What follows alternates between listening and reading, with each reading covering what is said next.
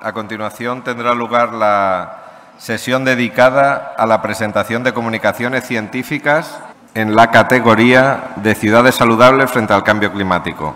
Tenemos aquí a la moderadora de la sesión, Rosa Sancho Martínez, que es vicepresidenta de la Asociación Nacional de Enfermería y Vacunas, que está aquí sentada y es la que va a moderar la sesión. Y nos falta una ponente, Bárbara, de la Universidad Europea. Bueno, ya sube Bárbara, así que dejo la mesa en manos de Rosa. Un aplauso, por favor, y que Rosa os introduzca.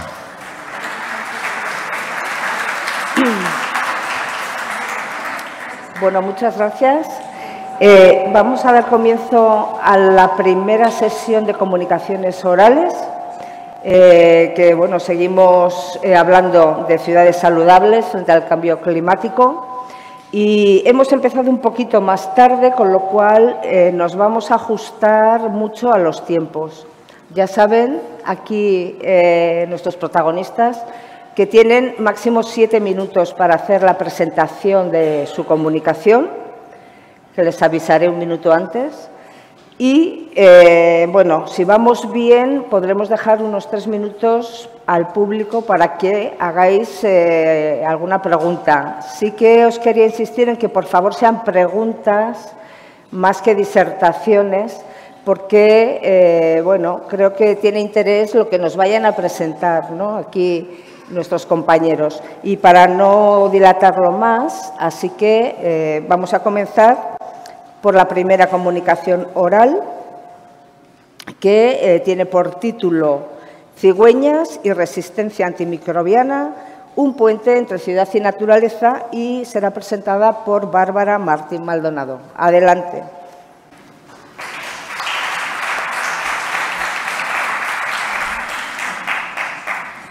Bueno, pues buenas tardes a todos.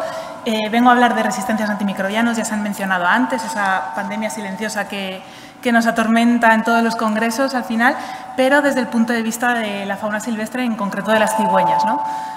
No sé si estáis familiarizados con este estudio lanzado en 2022 por Murray y colaboradores. Habla precisamente de los niveles de resistencia antimicrobianos que se detectaron en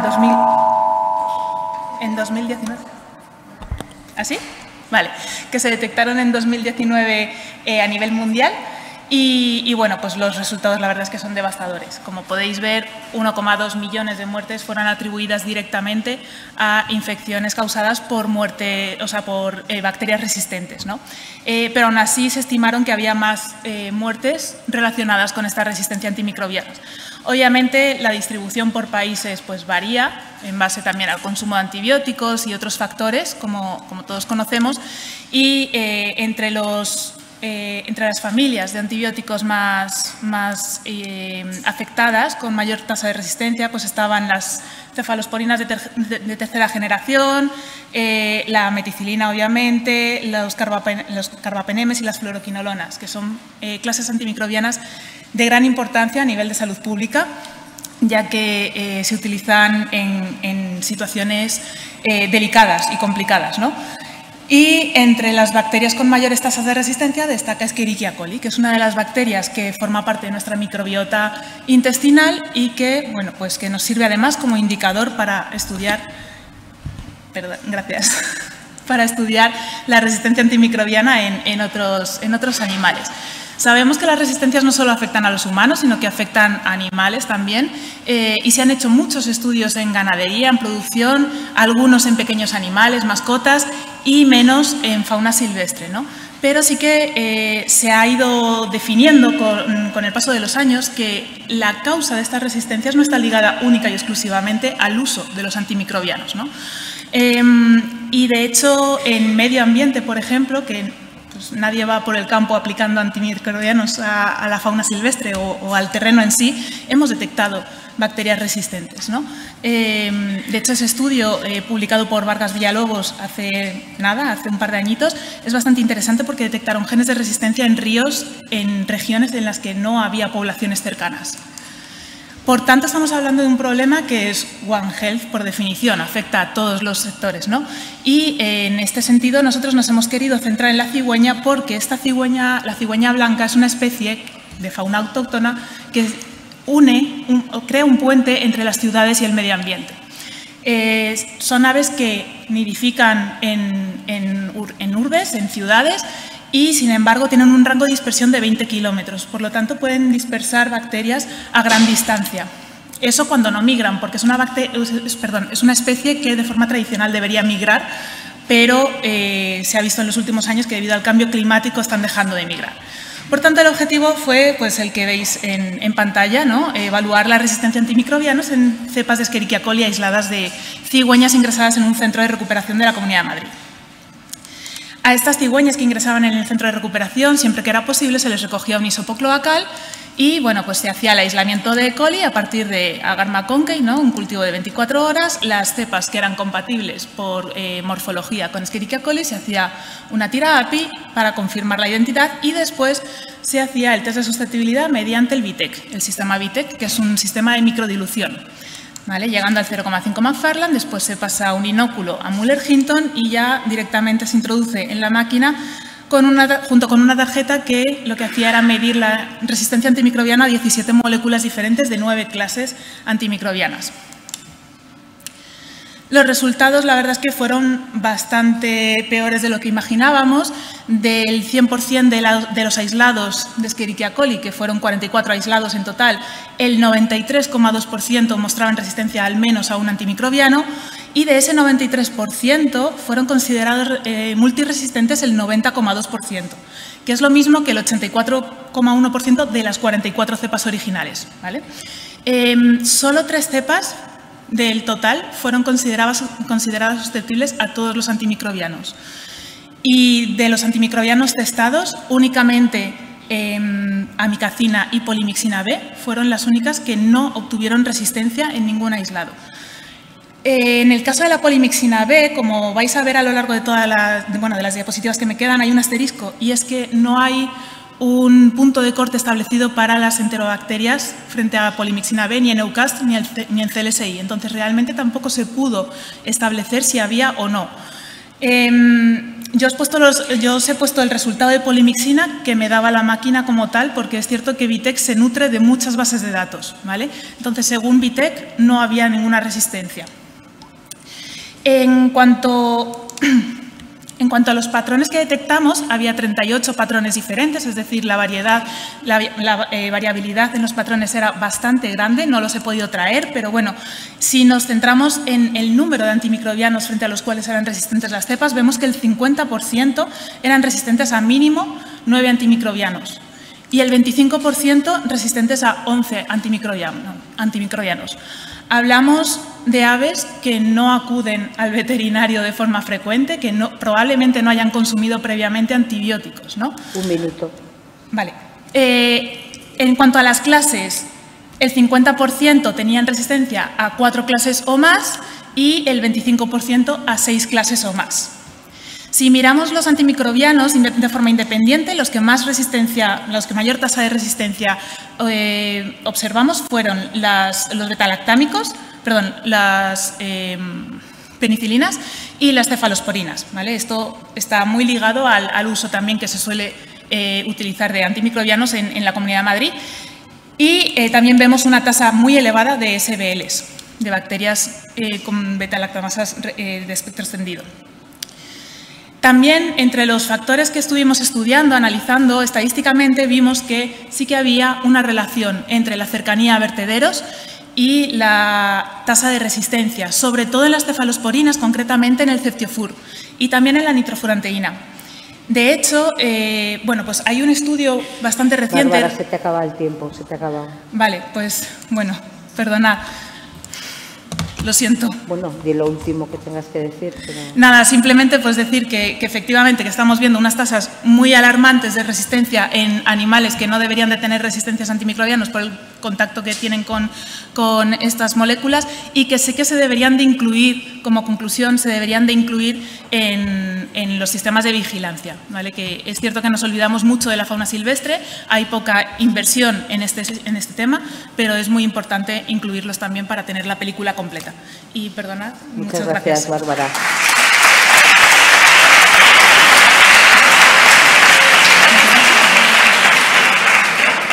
¿Alguna pregunta del público? Sí.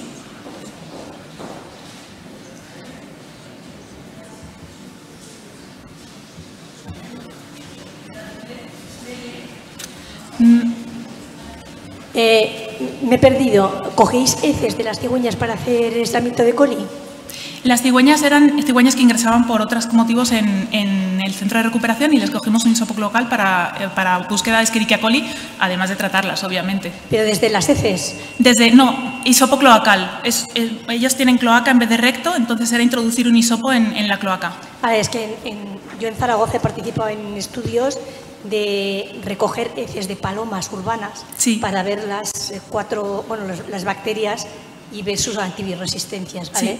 Entonces ahí teníamos un problema con coger las heces, teníamos de desecación de heces, ¿vale? Sí. ¿Vale? Porque cogíamos de pools de heces. Entonces mi pregunta era esa, que cómo lo habíais cogido. ¿Vale? Directamente del digestivo. De todas formas, con las heces secas nosotros lo que hacemos es buscar directamente genes de resistencia. Es más caro porque es con PCR esa es la y demás. Segunda pregunta, que si habíais corroborado estas antibioresistencias fenotípicas con existencia de genes de resistencia.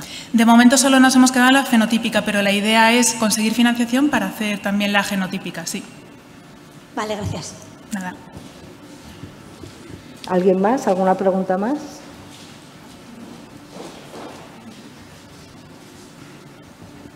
Me he quedado con las ganas de saber la relación entre los vertederos y la cercanía de los vertederos y la resistencia a las cefalosporinas. Sí, pues lo que se vio fue que las cigüeñas que estaban en la misma localidad que un vertedero tenían resistencia de media a 11 moléculas antimicrobianas diferentes, mientras que las que están a más de 20 kilómetros tienen resistencia de media a 5,5 moléculas. Esto es debido también al uso que tienen ellas de los vertederos. Ellas utilizan los vertederos como fuente fácil de alimentación, pero es cierto que como su rango de dispersión es de 20 kilómetros, si el vertedero está más lejos de 20 kilómetros, no voy a ir al vertedero. Me quedo por mi zona comiendo lo que debería comer una cigüeña. Una pregunta. En las cigüeñas, ¿veíais en comparación de las poblaciones o la población donde estaba el vertedero, si había similitudes en los E. coli que llevábamos humanos sanos o era excepcionalmente elevado en comparación de la población sana? Gracias. Realmente, como no hemos genotipado tampoco Escherichia coli, no podemos asegurar nada, pero sí que es cierto que hemos visto resistencias que son más frecuentes en humanos que en animales. Entonces, creemos que la fuente, una de las posibles fuentes de esa resistencia sean los residuos urbanos, por los motivos que sea. Pero no hemos genotipado y no podemos tampoco confirmarlo, de momento. Estamos en busca de la financiación. Muchas gracias, Bárbara. Gracias. Pasamos a la siguiente comunicación, que se titula Gestión de resistencias a rodenticidas anticoagulantes en poblaciones de roedores urbanos con el enfoque de una sola salud, y nos presenta Azucena Bermejo Nogales. Adelante. Hola.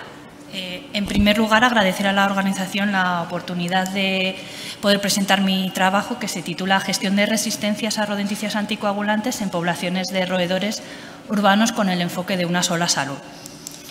El control de las poblaciones de roedores debe marcarse en este entorno de una sola salud porque tienen una incidencia sobre la salud pública en cuanto a que son reservorios de zoonosis, en cuanto a la salud ambiental porque pueden generar pérdidas de hasta el 90% de la producción agrícola, y también en cuanto a la salud animal porque pueden generar pérdidas en biodiversidad, como se han visto en varios episodios de extinción de especies en islas. El único método que se conoce a escala masiva para su control es el control químico a través de rodenticidas anticoagulantes. Estos rodenticidas anticoagulantes tienen una estricta normativa de aplicación en entornos urbanos que se consideran como biocidas y todas derivan en el control integrado de plagas. Este control integrado utiliza muestreos para monitorizar las poblaciones de plagas y así evaluar la efectividad de los métodos de control. Nosotros planteamos un muestreo sistemático que no es más que elegir un punto de partida y la aleatorización de esos puntos.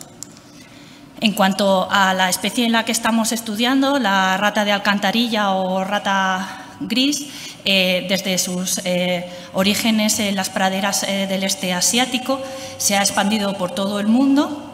Y se ha visto implicada en varias presiones ambientales, adaptándose a todas ellas, tanto a fenómenos de hipoxia, también a distintas temperaturas, diferentes y novedosas dietas para ellos, y en los últimos años a la exposición a rodenticidas anticoagulantes. Esa resistencia en las poblaciones de ratas no es más que en una población de ratas con individuos susceptibles y resistentes, el uso reiterado de estos compuestos. No sé qué ha pasado, pues lo que hace es seleccionar los individuos que son los resistentes, que serán los que se van a reproducir. No sé, a ver, si lo paso para atrás, pues no.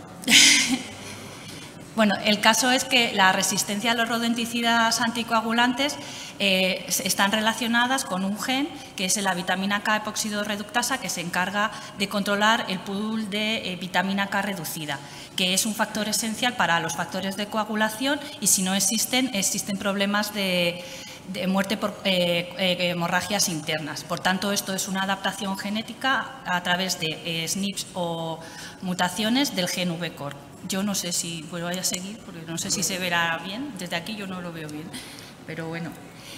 Las mutaciones en la rata, parda se han dado en todo, tiene una distribución mundial desde Asia, Europa y América.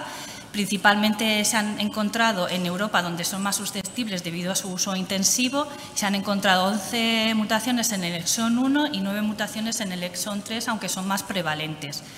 Recientemente hemos realizado un estudio en España y hemos visto que existe una mutación que no se había descrito anteriormente para esta especie, que está en la posición 149 de la enzima y está localizado en Madrid.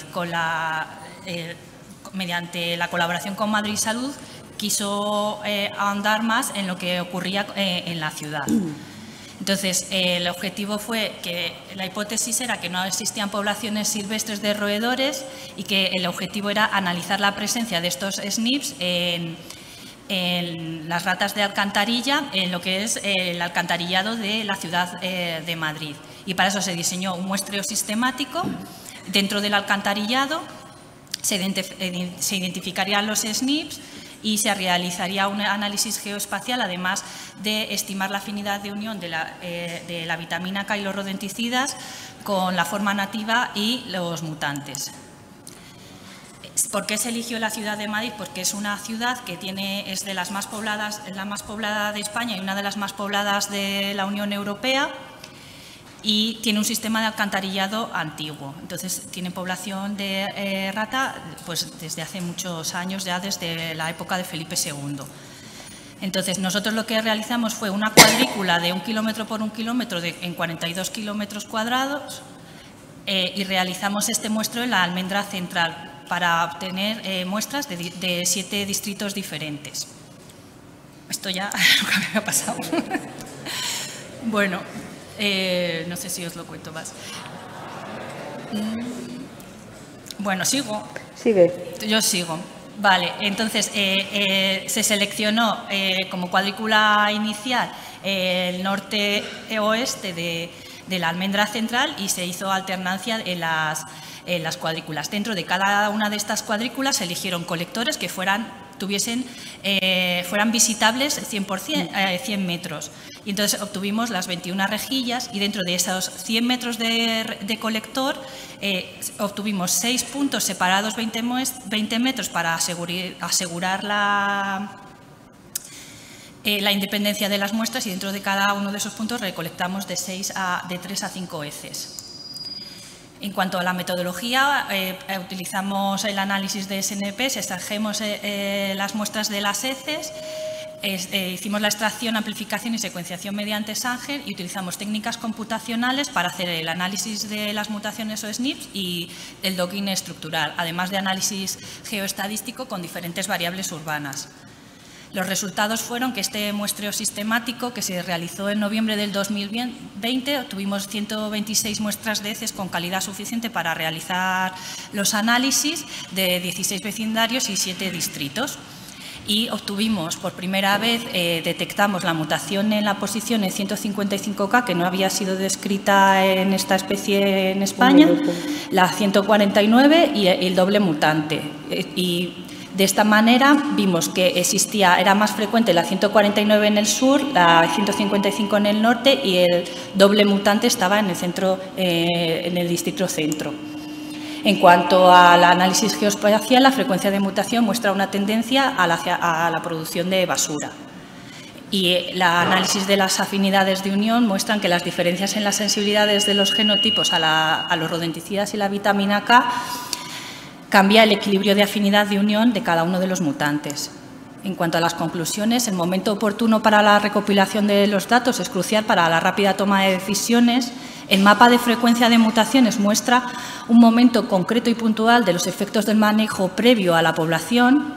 Los puntos del sistema del alcantarillado con alta conectividad y producción de basura tienen una fuerte influencia en el suministro de alimento y la variabilidad genética, y el diseño de un método de muestreo adecuado permitirá seguir la evolución de la resistencia en el tiempo y el espacio mediante el monitoreo de esta variabilidad. El tipo de estudio y los resultados son de gran importancia para la toma de decisiones en el uso de estos rodenticidas en relación al mandato de la Unión Europea para la mitigación de los riesgos asociados al uso de estos biocidas. Y muchas gracias por vuestra atención. Gracias, Azucena.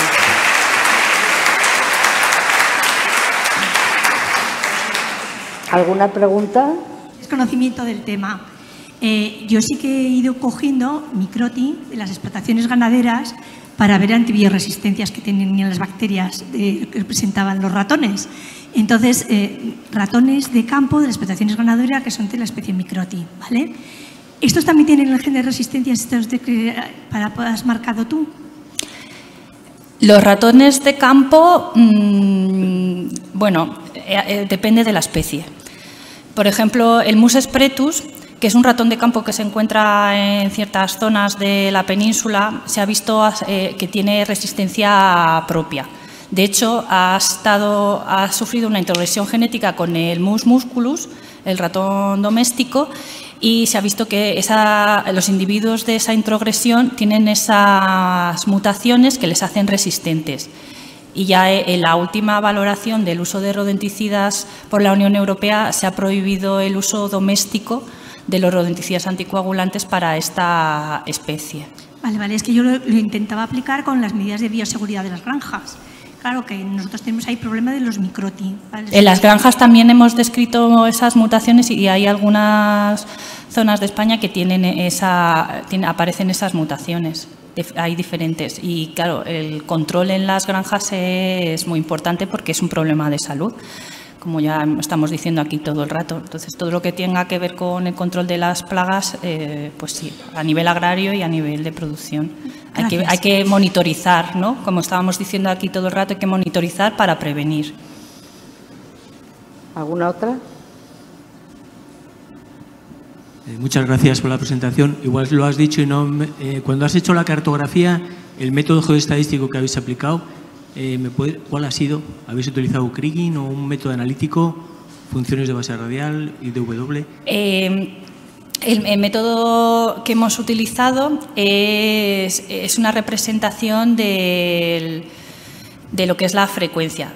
Se podría llamar, es un Kriging, pero para tener datos ya estadísticamente significativos hemos utilizado Kruskal-Wallis. ¿Alguna más? Si no hay más, bueno, pues muchas gracias, Azucena. Seguimos con la siguiente.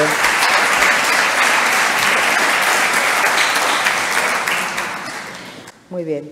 Ahora, la siguiente comunicación nos hablará de la cobertura del suelo y salud ambiental, un ejemplo One Health a través de Alternaria y su alérgeno mayor. Y la presenta Alberto Rodríguez Fernández. Adelante. Muchas gracias. Comenzamos por explicar que las alergias respiratorias se han convertido en un gran problema a nivel mundial, puesto que no solo es la prevalencia que ocupan ahora, es que afectan a un número importante de personas a nivel mundial, sino que también se ha visto que su prevalencia está incrementándose. El gran culpable de las alergias, como ustedes saben, de las alergias ambientales en el exterior, es el polen. Seguramente ya esto lo saben de sobra. La prevalencia en el mundo varía en un rango del 20% al 40% de la población, dependiendo del país. Pero no es solo el culpable, el polen. También encontramos otras partículas que producen alergia. Por ejemplo, las esporas de los hongos, que han sido infraestudiadas, porque la prevalencia se supone que es menor del 10%, aunque se sabe muy poquito de esto. Pero sí es cierto que está relacionada la alergia a los hongos con procesos de asma, sobre todo en niños. Entre un 35 y un 75% de las personas que presentan alergia a hongos muestran asma.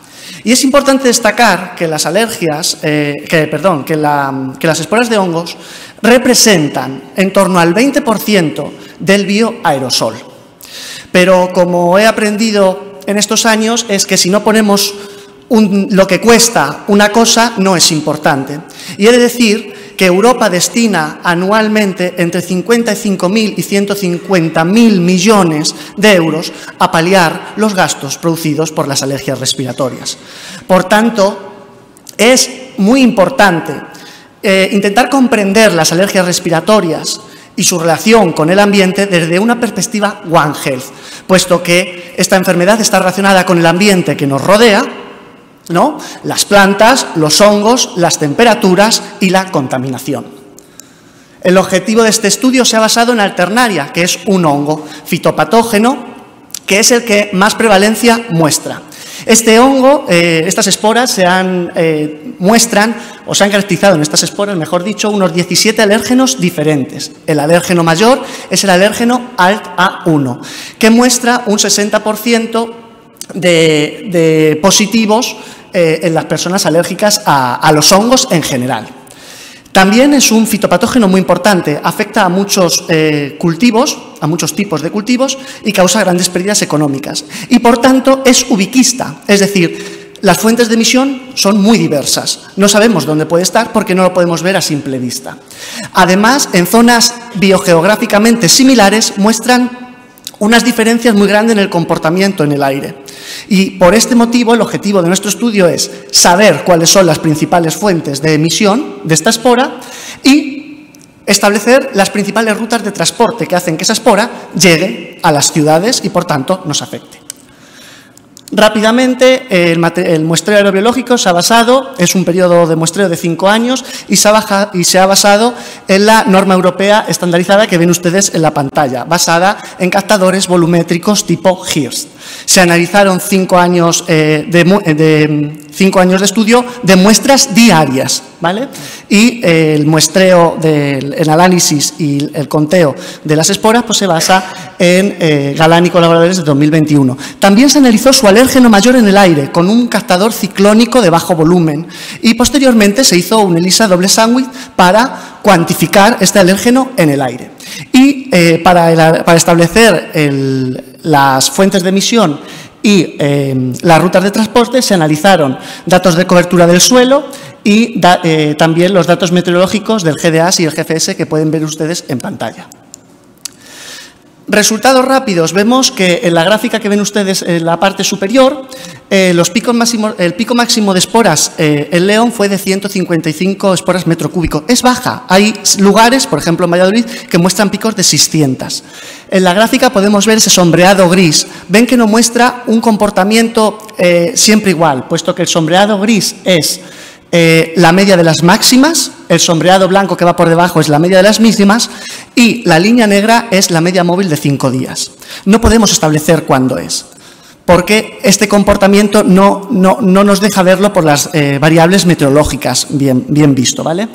En el mapa del uso del suelo, en el centro está el captador donde tenemos el captador de León. Vemos que en el norte está ocupado por bosques o zonas forestales, mejor dicho, y matorrales. Y el sur está ocupado por las zonas de cultivo, principalmente de cereal. Y para analizar las principales rutas de transporte, vimos cuáles son los vientos dominantes de León, que vienen del noroeste. Sabiendo esto, se hizo en los gráficos que ven ustedes a la derecha de la pantalla, a mi derecha, ven que en relación al viento y la dirección no vemos dónde están las fuentes de emisión. Bien, vemos que las fuentes de emisión están cerca del captador porque se dan con velocidades bajas y no tiene una dirección en concreta. Esto también queda avalado por el gráfico del CPF. Lo que sí observamos es que cuando cogemos días con alta concentración de esporas, establecidos en 100 esporas metro cúbico de aire, vemos que todos los días que presentan esa concentración nos provienen del sur, donde estaban los cereales. Vemos que el 75% de los días con concentraciones altas vienen del sur, que son vientos que no son dominantes, por eso no vemos bien la concentración. También analizamos el alérgeno, porque, claro, decimos que cuando tenemos día de 100 esporas es... Un minuto. Vale, tenemos días con estas esporas, nos da alergia, ¿no?, con 100 esporas.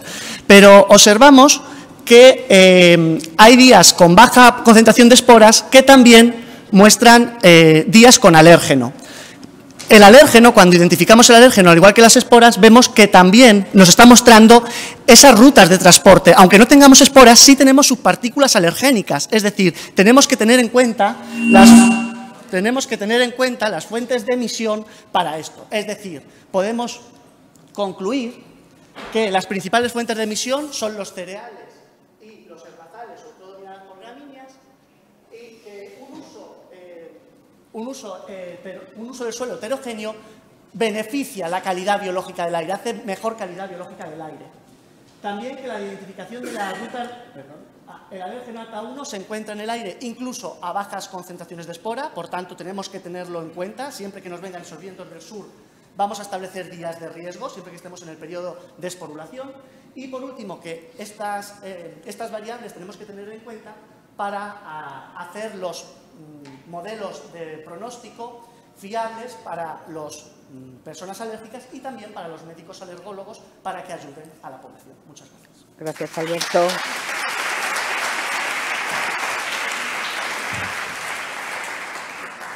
Aquí, una pregunta, aquí. Acércate al micrófono. ¿Se oye? Sí, vale. Tenemos que tener en cuenta dos cosas. En primer lugar, la producción de espora. Y es verdad que los hongos, en este caso Ascomycota, una pleosporácea, produce esporas cuando tiene humedad y calor. Todos los hongos estamos en cuenta que es eso. El problema está en que para la dispersión no es lo mismo que la producción. Primero tenemos que producir. ¿Tenemos las variables adecuadas para producir? Producimos. Y después necesitamos liberar y dispersar. Para liberar se necesita lluvia. Son conidios y necesitan romperse. Pero para dispersar, estas esporas se conocen como dry spores, porque necesitamos corrientes de convección, ¿no?, con el calor, corrientes de convección y después la dispersión. Esto es muy importante. Pero ahora tenemos que tener en cuenta otra cosa más, y es el alérgeno. Porque el alérgeno va a seguir una discrepancia con el hongo, con la espora. Porque el alérgeno se va a liberar de la espora, igual que en el polen, cuando hay variables meteorológicas que hacen que la espora germine o se rompa, la espora precipita, imaginaos la lluvia, hace que la espora precipite, ¿vale? Pero el alérgeno se libera.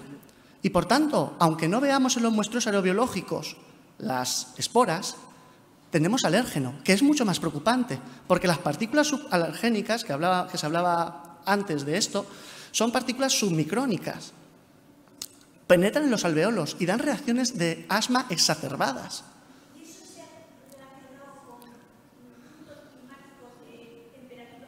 Sí, eso está relacionado. ¿Qué pasa? Que las esporas en el caso de las esporas, como la germinación es muy rápida, siempre tenemos relaciones estadísticas muy bajas. Por eso nosotros, en este caso, en este artículo, en el que soy el primer firmante, lo que hacemos es decir, vale, sí, son muy bajas porque tenemos que tener en cuenta diferentes cosas, pero lo que hacemos son las rutas de transporte. Se veía perfectamente que las esporas siempre llegan con vientos dominantes, del sur, que en este caso no eran dominantes, pero es que en Valladolid no pasaba totalmente lo contrario. En Valladolid los vientos dominantes vienen del norte, donde está ocupado por todos los cereales. No hay otra cosa nada más que cereales. Hay picos de 600 esporas.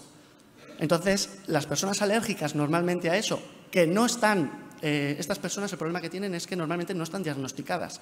porque suelen tener estos problemas de alergia en septiembre. Decimos que son gramíneas, tal, son esporas. ¿Vale? Muy bien, gracias, Alberto.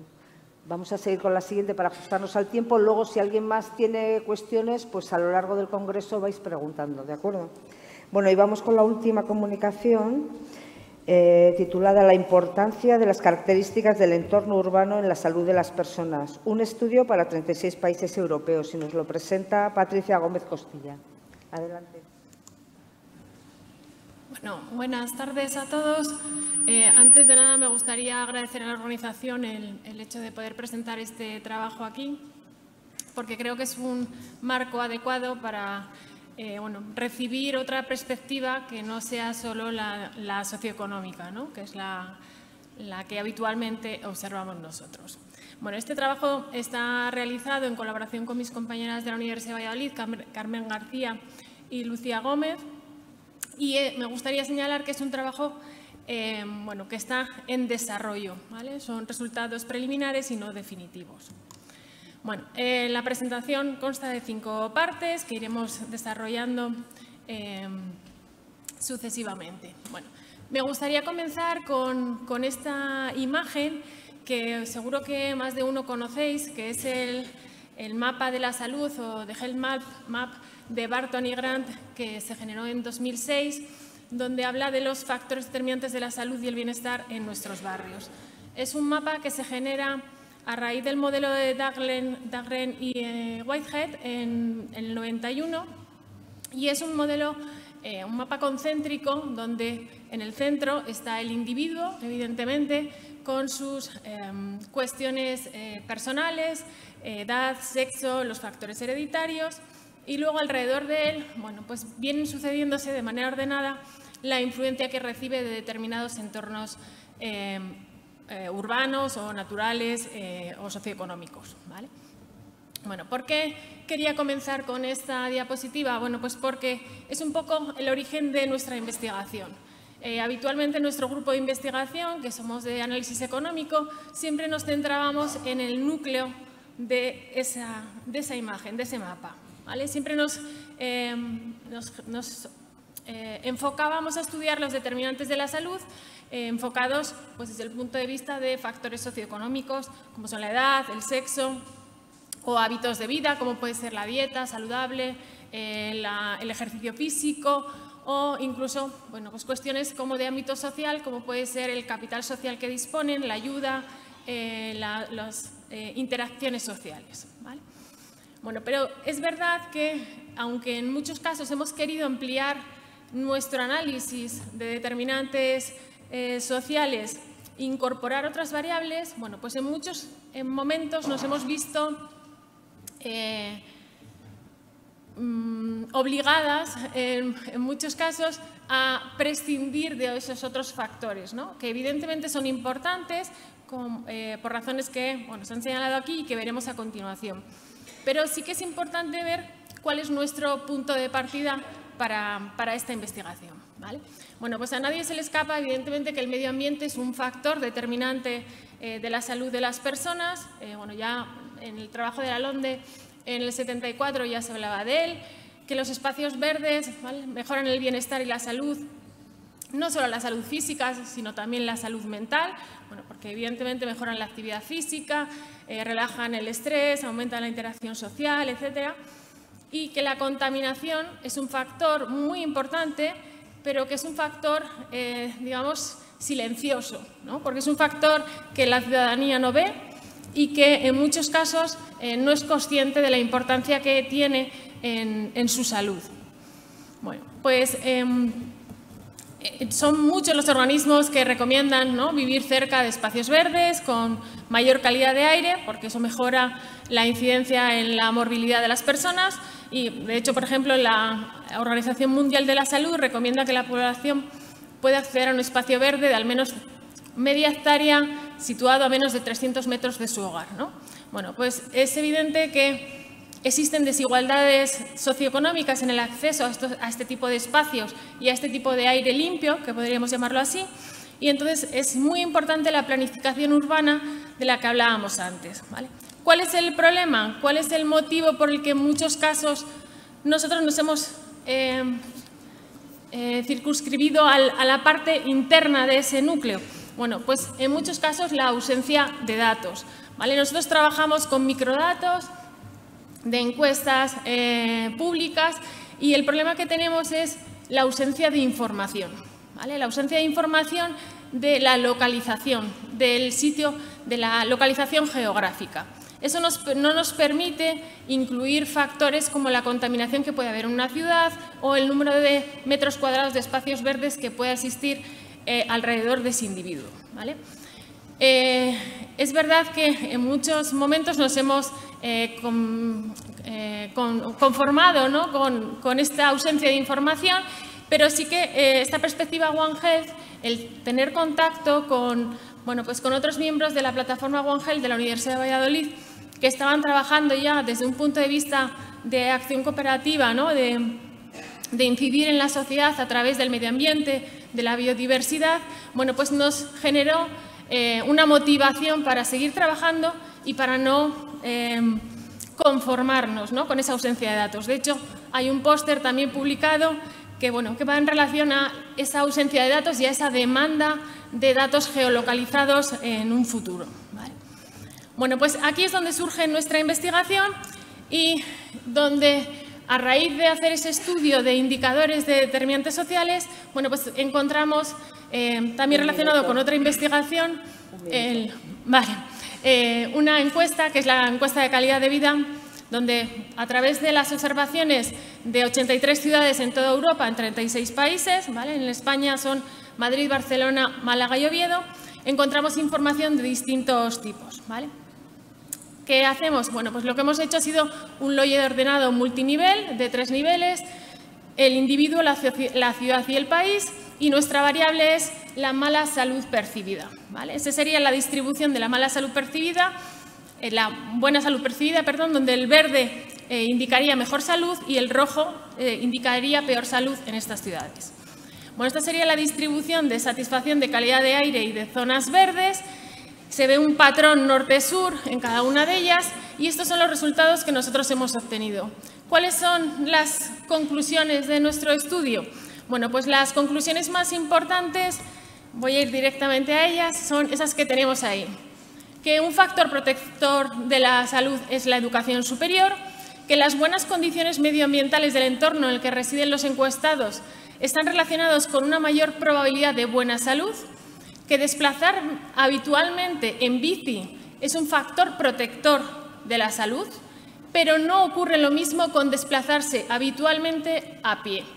Y es un resultado que nos llamó mucho la atención y sí que pudimos encontrar que había una diferencia entre aquellos que se desplazaban a pie en ciudades con buena calidad de aire, donde eso era un factor positivo, frente a aquellas donde no había una buena calidad del aire, ¿vale? Los futuros avances son mejorar este análisis y, bueno, incorporar datos objetivos. Bueno, muchas gracias por su atención. Muchas gracias, Patricia.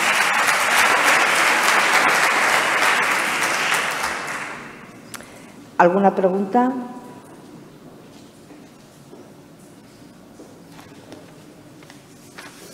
¿Nadie? ¿Ninguna pregunta?